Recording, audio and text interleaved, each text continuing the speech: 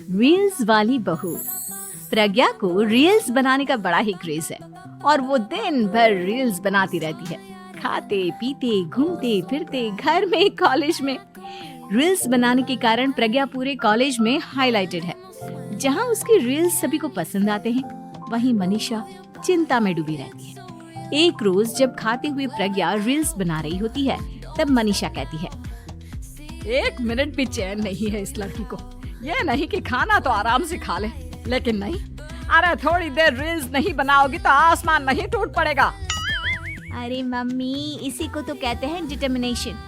तुम नहीं समझोगी ये सब। भगवान, इस लड़की को सद्बुद्धि दे। जब देखो तब टेढ़ा बाका मुंह बनाती रहती है।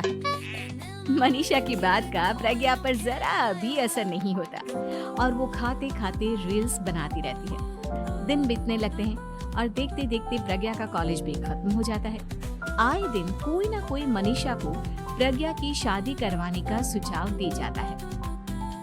सब ठीक ही कहते हैं, प्रज्ञा की शादी कर देनी चाहिए।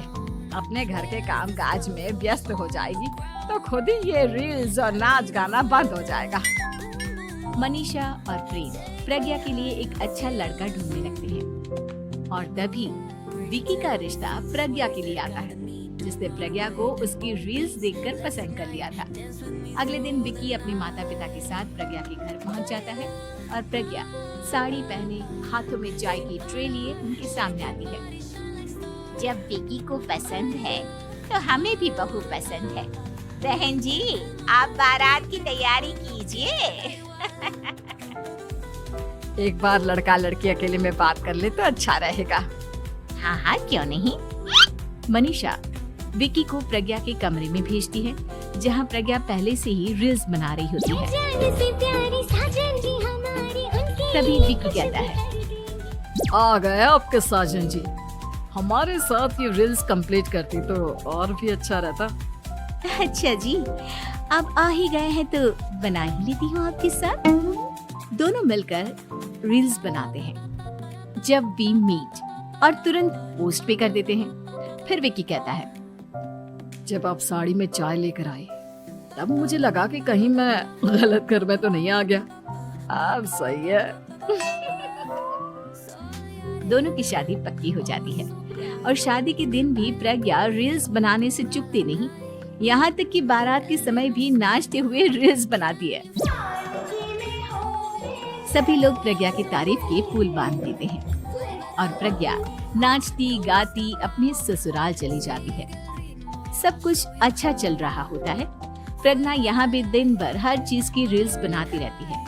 लेकिन कुछ दिनों के बाद जब सुनीता कहती है, बहू, ये रील्स के साथ साथ कुछ काम भी कर लिया करो। वैसे तुझे और क्या क्या बनाना आता है?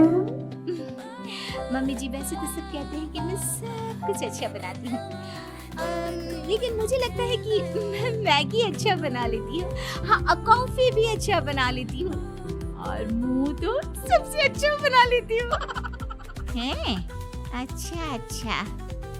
सुनीता अपना माथा पकड़ लेती है और कहती है, बहू, कुछ खाना बनाना भी सीख लेती। मम्मी जी, मैं लंबी प्लानिंग कर रही हूँ।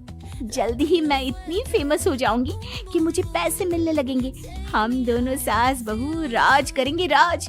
नौकर काम करेंगी और लोगों की तो लाइन लगेगी हमसे मिलने के लिए। तेरा दिमाग खराब हो गया है क्या बहू? हंसी मजाक तक ठीक है, लेकिन इस तरह घर नहीं चलते। जितना जल्दी हो इस घर के तौर तरीकों को सीख लो। प्रज्ञा मुंह घुमाकर चली जाती है और तुरंत उसी वक्त एक रील बनाती है। ये देख सुनीता का गुस्सा 7वें आसमान पर चला जाता है और विकी के घर आती ही सुनीता उसे सब कुछ बताती है। विकी भी अब प्रज्ञा की इन हरकतों से परेशान हो जाता है। तुम टेंशन मत लो मम्मा, मैं देख लूंगा। विकी कमरे में जाता है तो देखता है कि प्रज्ञा रील्स बना रही है। विकी बड़े ही प्यार से प्रज्ञा से कहता है, प्रज्ञा, इन सब के लिए मैं तुम्हें मना नहीं कर रहा हूँ, लेकिन फिर भी हर वक्त तो ये अच्छा नहीं लगता ना। समझने की कोशिश करो, मुझे भी तुम्हारा थोड़ा वक्त चाहिए। मैं जब ऑफिस से आता हूँ तो मुझे समय देने की जगह इसी में लगी रहती है। तुम ज्यादा ही सोच रहे हो। तुम भी मेरे साथ रील्स बनाओ ना, तुम्हें भी बहुत अच्छा लगेगा। तुम्हें इज्जत से कोई बात समझ में नहीं आती क्या? दिमाग खराब हो गया है तुम्हारा इस चकाचौंध से। अगर तुमने अपना रवैया नहीं बदला तो मैं तुमसे दूर चला जाऊंगा। तुम ही रिश्ता लेकर आए थे, मुझे लड़कों की कमी नहीं थी और ना आज है। विकी दरवाजा पटक कर चला जाता है। धीरे धीरे विकी प्रज्ञा से दूर होता जाता है। एक रोज मनीषा प्रज्ञा के ससुराल उससे मिलने जाती है। तब सुनीता उससे कहती है, बहन जी, अब आई हैं तो कुछ दिन यहाँ रहकर जाइएगा, आप ही का घर है। हाँ मम्मी, बहुत दिन हो गए तुम्हारे साथ एक भी रील नहीं बनाई मैंने। प्रज्ञा तुरंत अपने फोन में रील्स ऑन कर लेती है। ये सब मुझसे नहीं हुआ। तेरा ये भूत अभी तक नहीं उतरा क्या? बहन जी, आप कुछ कहती नहीं क्या इसे? जब आप ही कुछ नहीं कर पाई तो मैं कर ही क्या सकती हूँ। सास तो वैसी ही बदनाम है। शाम को घर की लाइट चली जाती है और मनीषा प्रज्ञा से कहती है, मेरे घुटनों में बहुत दर्द हो रहा है, तू लाइट का कुछ इंतजाम करना बेटा। अच्छा, कैंडल जला देती हूँ मम्मा। प्रज्ञा गाते हुए कैंडल जलाती है और खिड़की के पर्दे के पास रख देती है। मनीषा, जिसे बहुत दर्द हो रहा है, वो सो जाती है और प्रज्ञा हमेशा की तरह अपने रील्स में लग जाती है। उधर कैंडल की वजह से पर्दा आग पकड़ लेता है और मनीषा के कमरे में आग लग जाती है। बचाओ, कोई है, बचाओ। सभी भागते हैं और विकी कमरे की आग बुझाने में लग जाता है, लेकिन तब तक मनीषा आधी जल चुकी थी। मनीषा की हालत देख प्रज्ञा रोने लगती है। विकी मनीषा को तुरंत हॉस्पिटल ले जाता है और उसे एडमिट कराता है। विकी प्रज्ञा से कहता है, देख लिया ना, तुम्हारे इस नाच गाने की वजह से आज तुम्हारी माँ की जान जाते जाते रह गई। अब पता नहीं तुम और क्या चाहती हो। उधर डॉक्टर कहते हैं, इनकी हालत बहुत नाजुक है, आधे से ज्यादा जल चुकी है। प्रज्ञा रोती हुई मंदिर में जाती है और भगवान के आगे जाकर कहती है, भगवान, मेरी माँ को ठीक कर दो। मैं कसम खाती हूँ, हाथ से ये रील्स बनाना छोड़ दूंगी, बस मुझे मेरी माँ वापस मिल जाए। 2 दिन बीत जाते हैं और मनीषा खतरे से बाहर आ जाती है। पेशेंट अब ठीक है, आप लोग उनसे मिल सकते हो। सब कोई मनीषा से मिलता है और प्रज्ञा सबके सामने अपना फोन तोड़ देती है।